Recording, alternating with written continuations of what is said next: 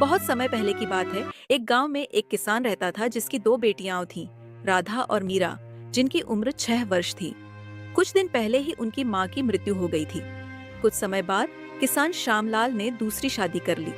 उसकी दूसरी पत्नी कविता से एक नेत्रहीन लड़की पैदा हुई।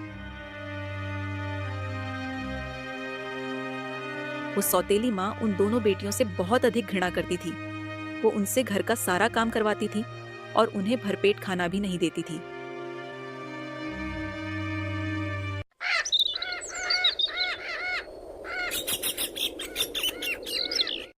ऐसे ही एक दिन बहुत तेज बारिश हो रही थी।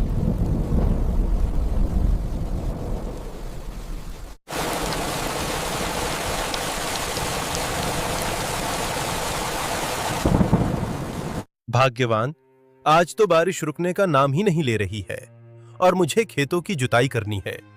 लेकिन हमारे पास तो बैल भी नहीं है। अब मैं क्या करूं? मुझे तो कुछ समझ ही नहीं आ रहा। अजी, आपको ज्यादा सोचने की जरूरत नहीं है। मेरे पास एक उपाय है। भाग्यवान, कैसा उपाय? जल्दी बताओ। उधर खेतों की मिट्टी कठोर होती जा रही है। ये दोनों लड़कियां किस दिन काम आएंगी? आप इन दोनों लड़कियों को ही हल के बैल के स्थान पर लगा दीजिए। श्यामलाल अपनी दोनों बेटियों से बहुत प्रेम करता था, लेकिन उससे ज्यादा अपनी पत्नी के क्रोध से डरता था। अरे भाग्यवान, ये तुम क्या कह रही हो? तुम्हें पता तो है ना? मैं जितना कह रही हूँ बस आप उतना करो, वरना फिर आपके लिए अच्छा नहीं होगा। उसके बाद श्यामलाल अपनी पत्नी से डरकर बोला, राधा, तुम अपनी छोटी बहन को साथ में लेकर जाओ और फावड़े से सारा खेत जोत दो। थोड़ी देर में मैं भी आता हूँ। ठीक है पिताजी। लेकिन दीदी, हम इतनी तेज बारिश में खेत की जुताई कैसे कर पाएंगे? बहन, तुम चिंता मत करो, मैं हूँ ना, सब कुछ हो जाएगा। ठीक है दीदी। उसके बाद वो तीनों फावड़ा लेकर बारिश में ही खेत की ओर निकल पड़े।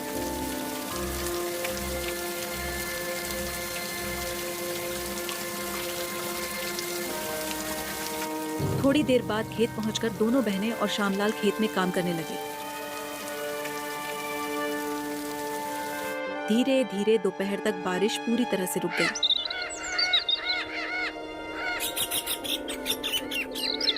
फिर कविता उन तीनों के लिए खाने को सूखी रोटी और प्याज लाई। अजी, मैं आप सबके लिए ये थोड़ी रोटियां लाई हूँ। आप इन रोटियों को खाकर फिर काम करना। चलो ठीक है भाग्यवान। आओ बच्चों, तुम्हारी माँ तुम सबके लिए रोटियां लाई है। इन्हें खाकर फिर से काम पर लग जाना। कविता ने श्यामलाल के लिए 3 रोटियां और दोनों सौतेली बेटियों के लिए एक एक रोटी लाई थी। फिर भी सब अपने अपने हिस्से की रोटियां खाकर दोबारा काम पर लग गए।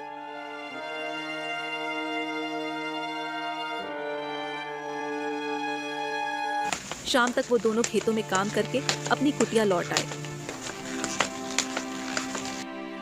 दिन भर खेतों का काम करके थकावट हो गई है। तुम मेरे लिए थोड़ा पानी ले आओ और रात के खाने का इंतजाम करो। हाँ जी, ठीक है, मैं अभी लाती हूँ। थोड़ा रुकिए। गौरी बेटी, तुम अपने पिता के लिए थोड़ा पानी लाओ, तब तक मैं तुम सबके लिए खाना परोसती हूँ। गौरी अपने पिता के लिए पानी लेने जाती है। वैसे तो गौरी जन्म से ही नेत्रहीन थी, लेकिन बिना कुछ देखे ही सारी चीजों का अंदाजा लगा लेती थी। थोड़ी देर बाद गौरी एक गिलास पानी लेकर आई। फिर श्यामलाल ने पानी पिया। चलो बच्चों, हमारे खाने का समय हो चुका है। श्यामलाल ने देखा कि उसकी पत्नी ने उसे 3 रोटियां दी हैं और अपनी सौतेली बेटियों को एक एक रोटी दी है। यह सब देखकर श्यामलाल मन ही मन सोचने लगा, इनकी सौतेली माँ तो इन्हें रात को भी पेट भर भोजन नहीं देती। मैं रात को भी पेट भर भोजन खा लेता हूँ। अब मैं इनको अपने हिस्से की एक रोटी दे देता हूँ, वे आधी आधी खा लेंगी। अजी, लगता है घर में कोई बिल्ली घुस आई है। मैं अभी उसे भगा कर आती हूँ, तब तक आप खाना खाइए। कविता बिल्ली को भगाने वहां से चली जाती है। श्यामलाल ने अपनी बेटी राधा को एक रोटी दी और कहा, राधा, इस एक रोटी में तुम दोनों आपस में आधी आधी बांटकर खा लेना। लेकिन पिताजी, आप क्या खाएंगे? राधा, अभी तो मेरे पास 2 रोटियां हैं, मैं उन्हें खा लूंगा। तुम दोनों उसकी चिंता मत करो। उन दोनों ने आपस में आधी आधी रोटियां बांटकर खा ली।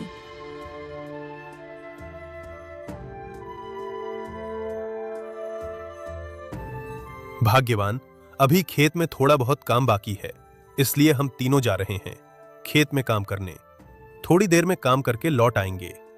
जी ठीक है स्वामी, जाइए। उसके बाद वो तीनों साथ में खेत की ओर काम करने के लिए निकल पड़े। माँ, मुझे आपसे एक बात कहनी थी। हाँ जरूर बेटी, क्यों नहीं, बताओ क्या बात है। माँ, आपको पता है कल रात जब आप बिल्ली भगाने के लिए गई हुई थी, तभी पिताश्री ने राधा और मीरा को अपने हिस्से की एक रोटी दे दी थी, ताकि वह दोनों आपस में आधा आधा बांटकर खा सके। गौरी की बात सुनकर कविता को बहुत गुस्सा आया। अच्छा बेटी, ऐसी बात है, फिर तो उन्होंने अच्छा नहीं किया। वैसे गौरी बेटी, तुम तो कुछ देख नहीं सकती, फिर तुमको यह सब कैसे पता चला? माँ, मैं भले ही इस दुनिया को नहीं देख सकती, लेकिन मेरे आसपास क्या हो रहा है मैं सब कुछ महसूस कर सकती हूँ। चलो ठीक है बेटी, आज रात मैं उन दोनों की खबर लेती हूँ।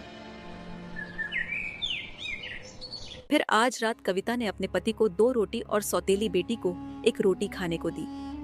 आप सब खाना खाइए, तब तक मैं पीने के लिए थोड़ा पानी लेकर आती हूँ। इतना कहकर कविता पानी लेने चली गई। आज भी श्यामलाल ने अपनी बेटियों को अपने हिस्से की 1 रोटी दे दी। फिर राधा और मीरा उस रोटी को आपस में बांटकर खा लेती हैं।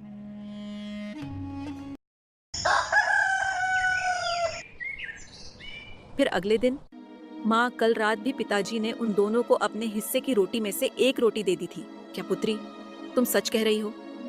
लेकिन यह सब कब हुआ? हाँ माँ, मैं बिल्कुल सच कह रही हूँ। जब आप हम सबके लिए पीने का पानी लाने गई थी, तभी यह सब हुआ। चलो ठीक है, आज मैं उन दोनों की अच्छे से खबर लेती हूँ। लेकिन आज रात कविता ने अपने पति को बस 2 रोटियां दी और दोनों सौतेली बेटियों को 1 भी रोटी नहीं दी। यह सब देखकर श्यामलाल को बहुत दुहक हुआ। फिर उसने कहा, भाग्यवान, घर का दरवाजा खुला हुआ है, तुम जाओ और उसे बंद करके आओ, क्योंकि रात में ऐसे दरवाजा खुला नहीं छोड़ते। हाँ जी, यह तो आपने ठीक कहा, मैं अभी बंद करके आती हूँ। श्यामलाल ने अपनी पत्नी से बहाना बनाकर कुछ पल के लिए वहां से हटा दिया। फिर श्यामलाल आज भी अपने हिस्से की 2 रोटियों में से 1-1 रोटी उन दोनों को दे देता है और स्वयं भूखे पेट ही रह जाता है। अगली सुबह होते ही गौरी ने अपनी माँ को आज भी सारी सच्चाई बताई। अरे गौरी बेटी, तुम ये क्या कह रही हो? ये लोग तो हर बार बच जा रहे हैं, अब मुझे कोई और योजना बनानी होगी। हाँ माँ, आपने ठीक कहा।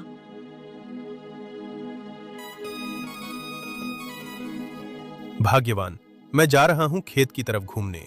अगर लौटने में थोड़ी देर हो जाए तो तुम चिंता मत करना। इतना कहकर श्यामलाल खेत की ओर निकल पड़ा। अरे ओ महारानियों, तुम दोनों दिन भर बैठकर बस मुफ्त का खाना खाती ही रहोगी क्या? कुछ काम धाम भी करोगी? इतना कुछ कहने के बाद भी वो दोनों अपनी माँ की बातों का बुरा नहीं मानती थीं। हाँ हाँ जरूर, क्यों नहीं माँ, बताइए हम दोनों के लिए क्या काम है? घर में आग जलाने के लिए लकड़ियाँ खत्म हो गई हैं, इसलिए राधा तू जा और जंगल से कुछ सूखी लकड़ियाँ ले आ। और मीरा, कुटिया के बाहर थोड़ा कचरा बिखरा हुआ है, तू जाकर वहाँ की अच्छे से सफाई कर दे। हाँ ठीक है माँ। फिर वो दोनों अपने अपने काम की तरफ निकल पड़ी।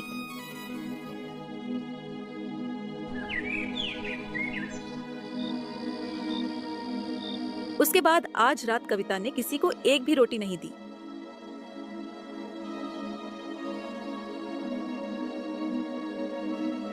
अगली सुबह होते ही श्यामलाल ने अपनी बेटियों से कहा, बेटा, तुम दोनों यहाँ से चली जाओ। बेटियों, तुम्हारी सौतेली माँ तुम पर बहुत जुल्म करती है, कहीं भी जाकर अपना गुजारा कर लेना। अगर तुम्हारी किस्मत में सुख लिखा होगा तो तुम्हें सुख जरूर मिलेगा। अपने पिता की बात सुनकर उन दोनों की आंखों से आंसू निकल पड़े। जैसा आपको ठीक लगे पिताजी।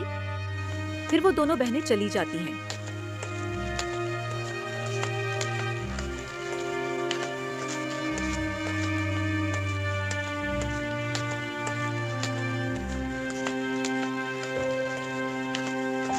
वो दोनों भटकते हुए जंगल पहुंचती हैं। जंगल में एक बूढ़ी माँ मिलती है। बेटी, तुम दोनों अकेले इस घने जंगल में कहाँ घूम रही हो? और तुम्हारे माता पिता कहाँ हैं? हमारी सौतेली माँ ने हम दोनों को घर से निकाल दिया। अब हम दोनों बस यूं ही इधर उधर भटक रहे हैं। क्या आप हमें अपने पास रख सकती हैं? हाँ हाँ बेटी, जरूर, क्यों नहीं। मैं अकेली ही इस छोटी सी कुटिया में रहती हूँ। मेरा बेटा और पति गुजर गए हैं। तुम दोनों मेरे पास रह जाओ। मेरे पास कुछ बकरियां हैं, तुम दोनों में से एक बकरी चरा लेना और एक घर का काम कर लेना। व्यापारी को बहुत जोरों से प्यास लगी थी। फिर व्यापारी ने राधा से कहा, बेटी, मुझे बहुत जोरों से प्यास लगी है और इस घने जंगल में कहीं पानी नहीं मिलने वाला। क्या तुम मुझे थोड़ा पानी पिला सकती हो? हाँ जरूर, क्यों नहीं काका। किसी को पानी पिलाना तो बहुत सौभाग्य की बात है। आप थोड़ा रुकिए, मैं अभी अंदर से आपके लिए पानी लेकर आती हूँ। उसके बाद राधा अंदर से पानी लेने चली गई। व्यापारी ने देखा कि राधा गरीबों जैसे फटे पुराने कपड़े पहनी हुई थी। फिर थोड़ी देर बाद राधा व्यापारी के लिए पानी लेकर आई। फिर व्यापारी ने बड़े ही प्रेम से पानी पिया। उतने में ही बूढ़ी माँ वहां पहुंची। उसके बाद व्यापारी कहने लगा, दरअसल बूढ़ी माँ, मैं एक व्यापारी हूँ और मैं आपसे एक बात कहना चाहता हूँ। हाँ जरूर बेटा, क्यों नहीं, बताओ क्या बात है। बूढ़ी माँ, मेरे पास धन दौलत सारी चीजें हैं, लेकिन कमी है तो बस एक संतान की। मेरे पास कोई संतान नहीं है। मैं इस लड़की को अपने साथ ले जाना चाहता हूँ। अगर आप मुझे इस लड़की को अपने साथ ले जाने दोगी तो मैं इसकी देखभाल अच्छे से कर पाऊंगा। व्यापारी की बात सुनकर बूढ़ी माँ बहुत खुश हुई। हाँ ठीक है बेटा, ये दोनों बहनें कुछ समय पहले ही मेरे पास आई थी। इनके पास कोई ठिकाना नहीं था, इसलिए मैंने इन्हें अपने पास रख लिया। ठीक है, तुम इसे ले जाओ। तुम्हारे पास यह मुझसे ज्यादा सुखी रहेगी, लेकिन जंगल में इसकी छोटी बहन मिलेगी जो बकरियां चरा रही होगी। तुम उससे पूछ लेना। अगर मैं इसकी बहन से मिला तो ये कभी मेरे साथ नहीं जाएगी, इसलिए मुझे और सोचना होगा। हाँ ठीक है बूढ़ी माँ, आप चिंता मत कीजिए, मैं जरूर इसकी बहन से पूछ लूंगा। मैं तुम्हें और तुम्हारी बहन को अपने साथ ले जाना चाहता हूँ, तो चलो जंगल से तुम्हारी बहन को भी साथ ले चलेंगे। फिर व्यापारी राधा को लेकर अपने साथ जाने लगा, लेकिन उसकी बहन को साथ में नहीं लेकर जाता है। फिर थोड़ी देर बाद व्यापारी राधा को लेकर अपने घर पहुंच गया। काका, आप मेरी बहन को क्यों नहीं लेकर आए? बेटी, तुम एक दो दिन यहाँ रहो, उसके बाद मैं तुम्हारी बहन को भी ले आऊंगा। देखना, मैं तुम्हें अपनी बेटी बनाकर रखूंगा। राधा एक छोटी लड़की थी, इसलिए उसे व्यापारी की बात ठीक लगी। अरे आप यह किसी भिखारी का बच्चा साथ में उठा लाए हो? जरा देखो तो इसके कपड़े कितने फटे पुराने और गंदे हैं। भाग्यवान, हमारे पास तो एक भी संतान नहीं है। फिर मैंने सोचा कि क्यों ना मैं इसे ही अपनी पुत्री के रूप में घर ले चलूं। अजी वाह, तब तो ठीक है, लेकिन आप इसे कहां से उठाकर लाए और ये किसकी लड़की है? भाग्यवान, आज मैं पड़ोसी राज्य से जंगल के रास्ते घर लौट रहा था। तभी रास्ते में मुझे बहुत गरीब बूढ़ी माँ मिली। मैं इस लड़की को उन्हीं के पास से लाया हूँ। अब तुम ज्यादा बातें मत करो। आज से ये हमारी बेटी है और हम इसके माता पिता हैं। सुमन स्वभाव की बड़ी ही कठोर थी। फिर उसने सोचा कि चलो, कम से कम इस लड़की के आने से मुझे घर का काम तो नहीं करना पड़ेगा। अब सारा काम यह लड़की कर दिया करेगी। हाँ जी चलिए, ठीक है। उसके बाद वो दोनों राधा को अपनी बेटी के रूप में घर में रख लेते हैं।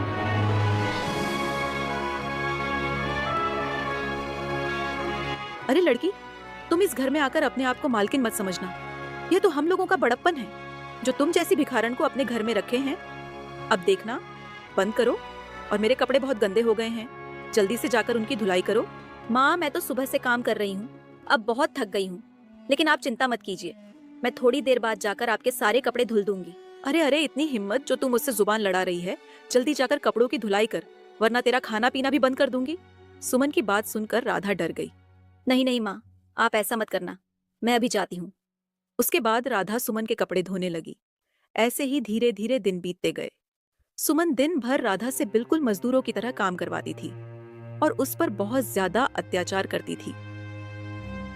सुबह से काम करते करते ऐसा लगता है मेरी कमर टूट जाएगी। चलो यह काम पूरा करके थोड़ा आराम कर लेती हूँ। इतना कहकर राधा फिर झाड़ू से साफ सफाई करने लगी।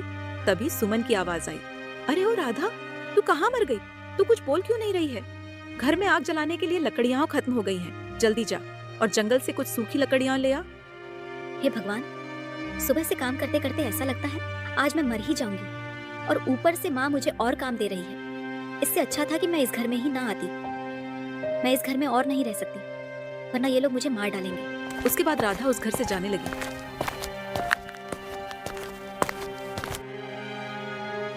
तभी उसके पास उसी राज्य का राजा आया। काफी देर से देख रहा हूँ तुम दुखी होकर इस चौपाल पर बैठी हो। तुम मुझे अपने दुख का कारण बताओ, हो सकता है मैं तुम्हारी कुछ सहायता कर पाऊं। हाँ महाराज, मैं बहुत परेशान हूँ, कृपया अब आप मेरी कुछ सहायता कीजिए। उसके बाद राधा महाराज को सारी सच्चाई बताने लगी। सारी सच्चाई सुनने के बाद महाराज का दिल राधा के लिए पिघल गया। हाँ लड़की, तुम्हारे साथ तो सबने मिलकर बहुत गलत किया, लेकिन तुम चिंता मत करो, मैं तुम्हें आश्रय दूंगा। मेरी एक बेटी है जो तुम्हारी ही उम्र की है, और मुझे एक दासी की जरूरत है। तुम मेरे साथ चलो, तुम मेरी बेटी का अच्छे से ख्याल रखना, फिर मैं उसके बदले तुम्हें कुछ धन दे दिया करूंगा, और तुम हमारे साथ राजमहल में रह जाना। हाँ ठीक है महाराज, मैं आपके साथ चलने के लिए तैयार हूँ। आपका बहुत बहुत धन्यवाद। अगर आप ना होते तो ना जाने मेरा क्या हाल होता। आप तो मेरे लिए भगवान के रूप में आए हैं। नहीं नहीं लड़की, ऐसी कोई बात नहीं है, ये तो मेरे राजा होने के नाते एक कर्तव्य था। महाराज राधा को लेकर अपने राजमहल चले गए। वहीं दूसरी ओर छोटी बहन मीरा इन सब बातों से अनजान जंगल से बकरियां चराकर घर लौटी। अम्मा, मैं बकरियां चराकर आ गई, अब थोड़ा आराम करती हूँ। वैसे अम्मा, पता नहीं क्यों आज मुझे अच्छा नहीं लग रहा है। राधा कहीं दिखाई नहीं दे रही है, कहाँ है वो? मीरा की बात सुनकर बूढ़ी माँ की आंखें फटी की फटी रह गई। फिर वो हैरान होकर बोली, बेटी, तुम यहाँ क्या कर रही हो? तुम उस व्यापारी के साथ नहीं गई क्या? अम्मा, आप किस व्यापारी की बात कर रही हैं? मैं कुछ समझी नहीं। वही व्यापारी जिसने तुम्हारी बड़ी बहन का पालन पोषण करने के लिए अपने साथ लेकर गया। अम्मा, ये आप क्या कह रही हैं? मेरी बहन को कोई व्यापारी अपने साथ ले गया, लेकिन आपने उसे क्यों जाने दिया? फिर बूढ़ी माँ ने सारी बात मीरा को बताई। अपनी बहन के जाने से मीरा बहुत दुखी हुई, फिर वो रोने लगी। वहीं दूसरी ओर राधा भी अपनी बहन से बिछड़ने के बाद दुखी रहा करती थी। ऐसे ही धीरे धीरे दिन बीतते गए। कुछ वर्षों बाद दोनों बहनें बड़ी हो गईं। अब वो 20 वर्ष की हो चुकी थी। बेटी, लगता है अब मेरे जाने का समय आ चुका है। अम्मा, आप ये कैसी बातें कर रही हैं? आपको कुछ नहीं होगा। मीरा के इतना कहते ही बूढ़ी माँ की आंखें बंद हो गईं और वो इस दुनिया को छोड़कर चली गईं। अम्मा, उठिए ना, आपने आंखें क्यों बंद कर दी और आप कुछ बोल क्यों नहीं रही हैं? बूढ़ी माँ बिना हिले डुले बस वैसे ही पड़ी रही। अब मीरा समझ चुकी थी कि अम्मा इस दुनिया में नहीं रही। उसके बाद मीरा फूट फूट कर रोने लगी, बूढ़ी अम्मा के जाने के दुख में। ऐसे ही धीरे धीरे दिन बीतते गए। कुछ दिनों बाद मीरा ने अपनी जीविका चलाने के लिए चूड़ी बेचने का काम शुरू किया। चलो, चूड़ियां बेचकर इतने पैसे तो मिल ही जाते हैं कि कम से कम मैं 2 वक्त की रोटियां खा पाऊं। अब कल सुबह होते ही पड़ोस के राज्य में चूड़ी बेचने जाऊंगी। अगली सुबह होते ही मीरा अपनी चूड़ियां लेकर पड़ोस के राज्य में पहुंची। चूड़ियां ले लो, बिल्कुल मजबूत और रंग बिरंगी चूड़ियां। मीरा की चूड़ियां बेचने की आवाज राजकुमारी अनन्या ने सुनी। दासी, लगता है राज्य में कोई नई चूड़ी बेचने वाली आई है। तुम उसे बुलाकर लाओ, मुझे चूड़ियां खरीदनी है। हाँ ठीक है राजकुमारी, मैं अभी बुलाती हूँ। चूड़ियां ले लो, चूड़ियां मजबूत और रंग बिरंगी चूड़ियां। अरे ओ चूड़ी वाली बहन, जरा इधर तो आओ, हमारी राजकुमारी तुमसे चूड़ियां लेना चाहती हैं। हाँ हाँ जरूर, क्यों नहीं बहन, चलो फिर चलते हैं। राधा अपनी बहन मीरा को लेकर राजमहल में राजकुमारी के पास आने लगी। लेकिन राधा ने अपनी बड़ी बहन मीरा को नहीं पहचाना, क्योंकि जब वो एक दूसरे से बिछड़ी थी तब वो दोनों बहुत ज्यादा छोटी थी और अब वो दोनों बड़ी हो चुकी हैं। लगता है तुम इस राज्य में पहली बार चूड़ियां बेचने आई हो, क्योंकि मैंने तुम्हें पहली बार देखा है और मेरी पहचान सारी चूड़ियां बेचने वालों से है। हाँ राजकुमारी, मैं पड़ोस के राज्य से आई हूँ, इस राज्य में चूड़ियां बेचने। तो ठीक है, मुझे ये नीले रंग वाली 5 दर्जन चूड़ियां दे दो। ठीक है राजकुमारी। मीरा ने राजकुमारी को 5 दर्जन चूड़ियां देकर अपने हिस्से का धन ले लिया। राजकुमारी, अब मैं चलती हूँ, क्योंकि मुझे अभी और भी चूड़ियां बेचनी है। इतना कहकर मीरा राजमहल से जाने लगी अपनी बाकी बची चूड़ियां बेचने। चूड़ियां ले लो, चूड़ियां अच्छी और रंग बिरंगी चूड़ियां। थोड़ी देर बाद मीरा की सारी चूड़ियां बिक गईं। फिर वो जंगल के रास्ते घर की ओर आने लगी। चलो, आज तो थोड़ी अच्छी खासी कमाई हो गई।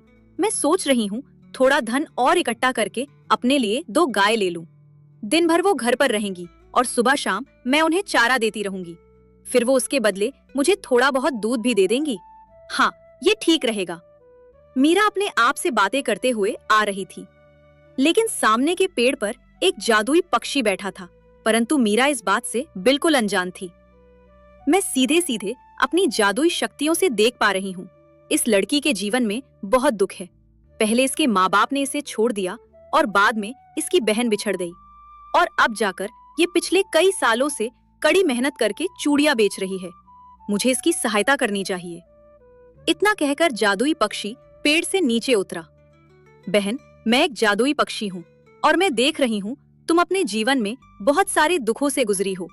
इस समय तुम चूड़ियां बेचकर अपना गुजारा कर रही हो, लेकिन तुम चिंता मत करो, अब तुम्हारे दुख का समय खत्म हुआ। एक पक्षी को बोलता हुआ देखकर मीरा हैरान हुई, लेकिन उसकी बातों से खुश भी हुई। ठीक है जादुई पक्षी, मुझे ज्यादा कुछ नहीं चाहिए। बरसों पहले मेरी बहन मुझसे बिछड़ गई, पता नहीं कहाँ और किस हालत में होगी। अगर तुम मेरी बहन को मुझसे मिला दो तो ये तुम्हारा बहुत बड़ा उपकार होगा। हाँ जरूर, क्यों नहीं। याद करो, तुम्हारी बहन के बाएं हाथ पर एक जन्म चिन्ह था। हाँ जादुई पक्षी, ये बात सच है।